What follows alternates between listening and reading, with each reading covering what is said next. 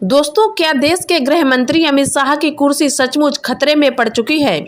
क्या बीजेपी के सबसे ताकतवर नेताओं में से एक अमित शाह के गृह मंत्रालय को लेकर पार्टी के अंदर ही सवाल उठने लगे हैं? क्या राष्ट्रीय स्वयंसेवक संघ के शीर्ष नेतृत्व और बीजेपी सरकार के बीच किसी बड़े मुद्दे पर गंभीर मतभेद पैदा हो चुका है? और क्या इन तमाम सवालों के बीच आने वाले 15 दिन भारतीय राजनीति के लिए बेहद अहम होने वाले हैं?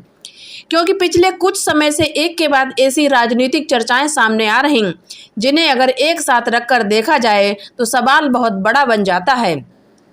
एक तरफ युवा और छात्र सरकार से जवाब मांग रहे, दूसरी तरफ विपक्ष लगातार गृह मंत्रालय और सरकार की जवाबदेही पर सवाल उठा रहा।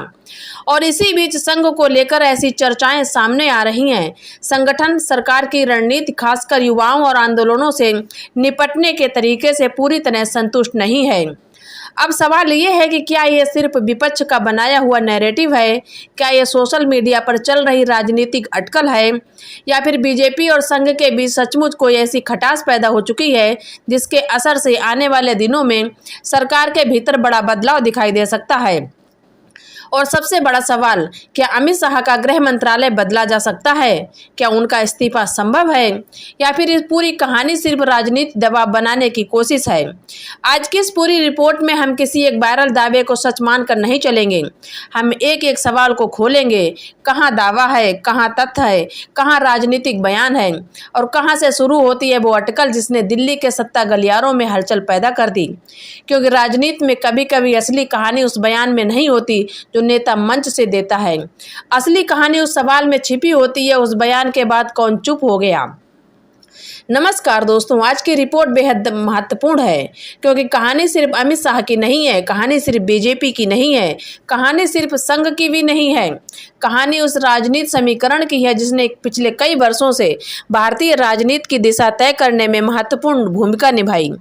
एक तरफ सरकार है, दूसरी तरफ संगठन है। एक तरफ सत्ता की मजबूरी है, दूसरी तरफ संगठन की दीर्घकालिक चिंता, और इनके बीच खड़ा भारत का युवा।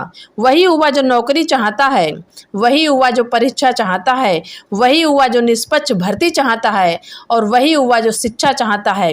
वही युवा जो सड़क पर आता है तो सरकार के सामने सबसे बड़ा सवाल खड़ा हो जाता है, क्या उसकी आवाज़ सुनी जाएगी या उसे सिर्फ राजनीतिक विरोधी मान लिया जाएगा? दोस्तों, यही सवाल आज अमित शाह के गृह मंत्रालय तक पहुंचाया जा रहा है।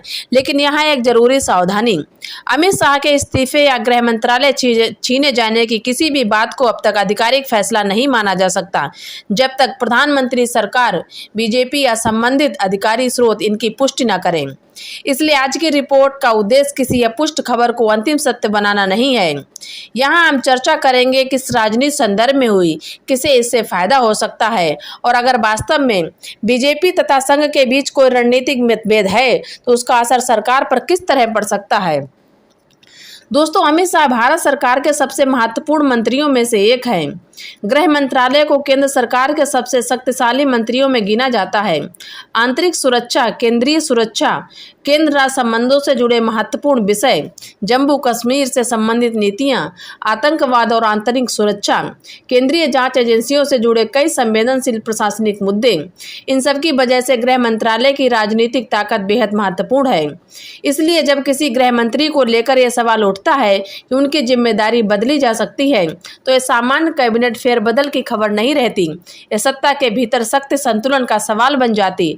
अब सोचिए, अगर अमित शाह से गृह मंत्रालय वापस लिया जाता है तो इसका राजनीतिक संदेश क्या होगा? विपक्ष कहेगा सरकार दबाव में आ गई, बीजेपी कह सकती है कि यह सामान्य प्रशासनिक फैसला है, राजनीतिक विश्लेषक कहेंगे सत्ता की रणनीति बदल रही है, और जनता पूछेगी आखिर ऐसा करने की जरूरत क्यों पड़ी।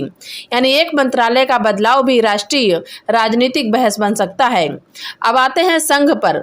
बीजेपी और राष्ट्रीय स्वयंसेवक संघ के बीच संबंध भारतीय राजनीति का एक महत्वपूर्ण अध्याय है।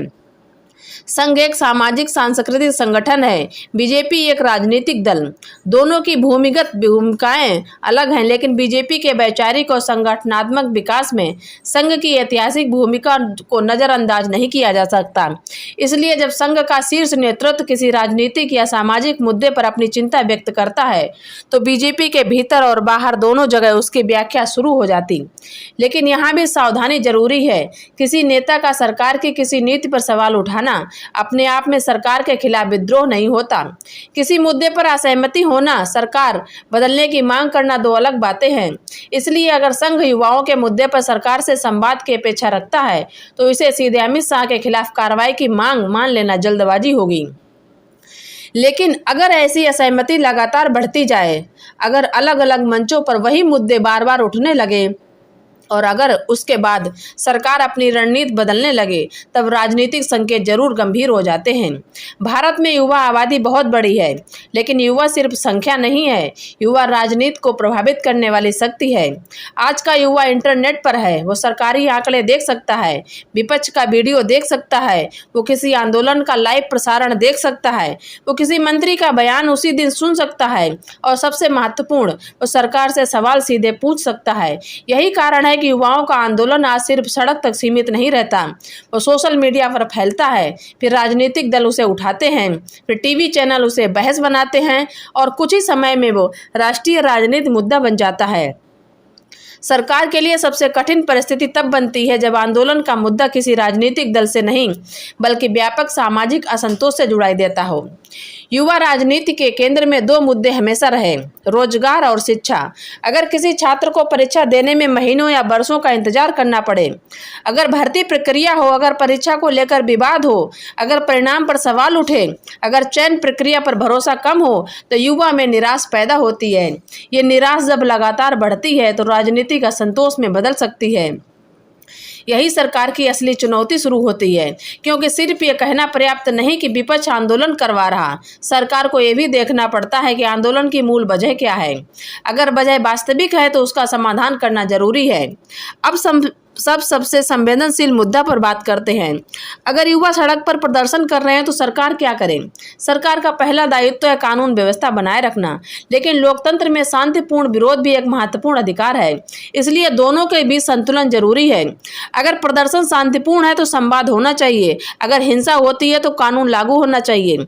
अगर सार्वजनिक संपत्ति को नुकसान होता है तो कार्रवाई होनी चाहिए, लेकिन अगर हर विरोध को देश विरोधी, अराजक या राजनीति षड्यंत्र बता खारिज कर दिया जाए तो सरकार और जनता के बीच संवाद की दूरी बढ़ सकती है। यही वो बिंदु है जहां संघ, बीजेपी और सरकार के बीच कथित मतभेद की चर्चा शुरू होती है। अब आते हैं मोहन भागवत से जुड़े दावों पर। राजनीति चर्चाओं में दावा किया जा रहा है कि संघ नेतृत्व युवाओं के साथ संवाद और उनकी समस्याओं को सुनने पर जोर दे रहा। अगर ऐसा कोई स्पष्ट और आधिकारिक वक्तव्य सामने आता है जिसमें सरकार के रवैये की आलोचना हो तो उसका राजनीतिक महत्व जरूर होता है, लेकिन हमें यहाँ ये अंतर समझना होगा। सरकार की किसी कार्रवाई की आलोचना करना, किसी मंत्री का इस्तीफा मांगना एक ही बात नहीं है। यही वजह है कि अमित शाह के इस्तीफे को लेकर किसी भी दावे को स्वतंत्र पुष्टि के बिना अंतिम सत्य मानना उचित नहीं होगा, लेकिन राजनीति सवाल फिर भी बना रहता है। अगर संघ नेतृत्व युवाओं को लेकर चिंतित है तो क्या सरकार अपनी रणनीति बदलेगी? गृह मंत्री का नाम इस बहस में इसलिए आता है क्योंकि विपक्ष अक्सर आंतरिक सुरक्षा, कानून व्यवस्था से जुड़े मुद्दों पर गृह मंत्रालय से जवाब मांगता है, लेकिन भारत का संघीय ढांचा समझना जरूरी है। कानून व्यवस्था मुख्यतः राज्य का विषय है, इसलिए देश के हर प्रदर्शन, हर पुलिस कार्रवाई के लिए सीधे गृह मंत्री को जिम्मेदार ठहराना संवैधानिक और प्रशासनिक रूप से सही नहीं होगा। हमें यह देखना होगा कि घटना कहाँ हुई, किस पुलिस बल ने कार्रवाई की, क्या केंद्रीय बल मौजूद था, किस प्रशासन ने आदेश दिया, क्या केंद्र की कोई प्रत्यक्ष भूमिका थी। यानी राजनीतिक आरोप और प्रशासनिक जिम्मेदारी को अलग अलग समझना होगा। अब आते हैं उस दावे पर जिसने इस कहानी को सनसनीखेज बनाया। कहा जा रहा है कि देर रात बीजेपी और संघ के कुछ वरिष्ठ नेताओं के बीच बैठक हुई। कहा जा रहा है कि वहां सरकार की रणनीति पर चर्चा हुई और यह भी दावा किया जा रहा है कि बैठक का माहौल गर्म हो गया। कुछ रिपोर्ट सोशल मीडिया चर्चाओं में कहा जा रहा है कि अमित शाह नाराज होकर बैठक से निकल गए। अब अगर ऐसा हुआ है तो निश्चित रूप से महत्वपूर्ण घटना होगी, लेकिन पत्रकारिता का पहला नियम है किसी सनसनीखेज दावे के साथ प्रमाण भी होना चाहिए। बैठक कहाँ हुई, कौन शामिल था, आधिकारिक एजेंडा क्या था, क्या कोई विश्वसनीय रिपोर्ट मौजूद है या किसी प्रतिभागी ने पुष्टि की, क्या बीजेपी या संघ ने इस दावे का खंडन या समर्थन किया? इन सवालों के जवाब के बिना हम इसे सिर्फ